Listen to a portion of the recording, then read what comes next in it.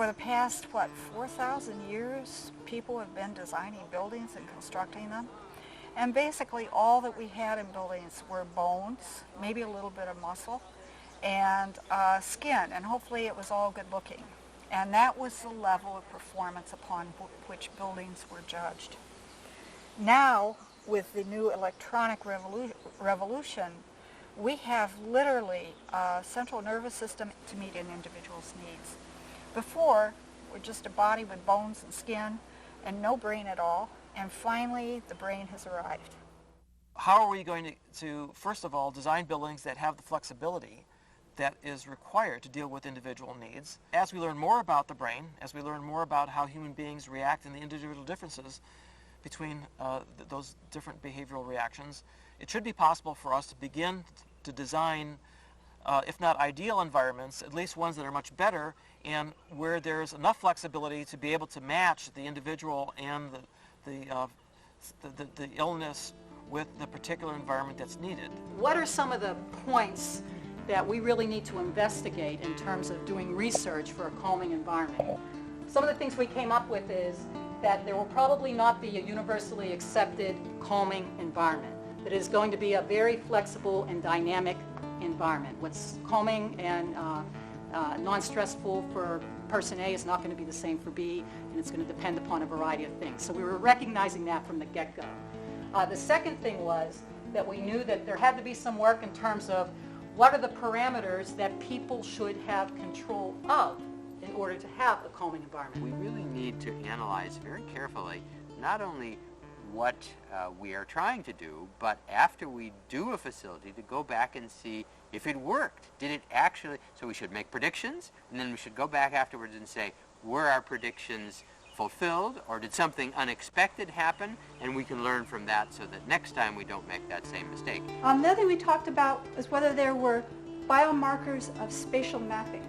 So we talked about how long-term memory enables you to remember where you are, how to find your way back. But what about the people who just have a natural ability to understand the world spatially? You were talking about what is a physiological measure of calmness, and I would say what is a physiological measure of lost?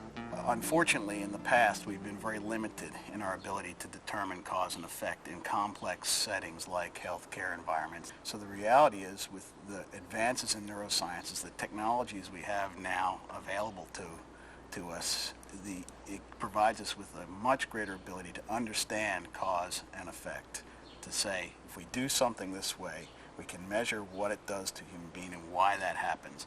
That then helps us inform us into how to make decisions about doing it better the next time.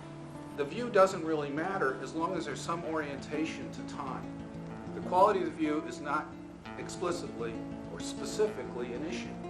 It's that you have an external view out. But it's not clear whether this is orientation to passage of time, knowledge about the weather conditions, or stimulation. It's going to require, first of all, coming up with good hypotheses.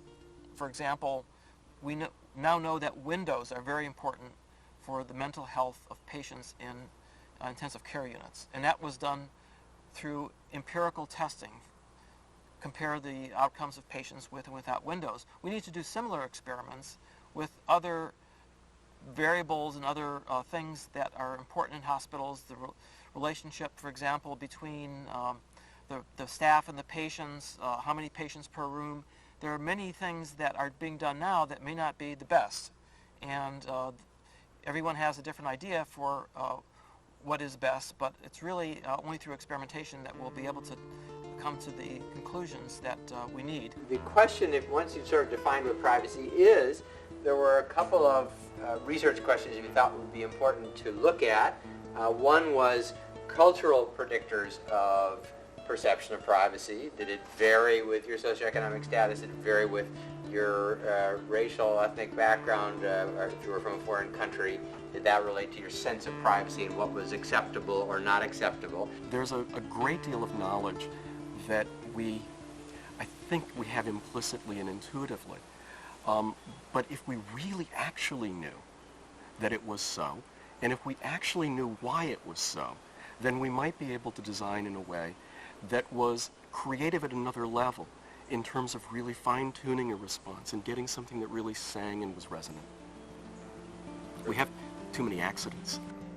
We have the physical environment, which affects these sensory inputs, and that may be the 6 senses plus what we ingest or breathe or what have you, and maybe some other elements. Those influence either or both of a mental state and a physical state. Mental state being the kind of stuff that we started with today, and its effect on the healing process. Of course, the physical state has an effect on that, so I guess our task is to try to figure out what difference these things make on what happens out over here. I think we're at the brink of something really fantastic here. I mean, to actually be able to prove what the effect is that space has on an individual, be it in healthcare, be it in the workplace, be it in education.